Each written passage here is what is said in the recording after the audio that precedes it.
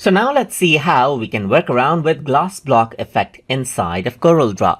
So in order to work around with glass block effect, you need to first select the image that you want to apply the glass block to, then go around under effects right here, and then go around over here under the creative section. So over here you can see that glass block is an option, and once you do that, you can see that you get an effect as if you're looking through a glass right here.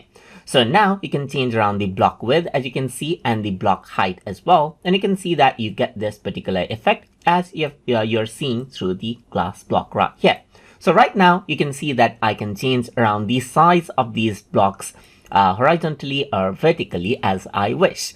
Now that is because this is not locked together. But let's say I'm going to set it 50 by 50 to make a perfect square and then lock these particular grids together.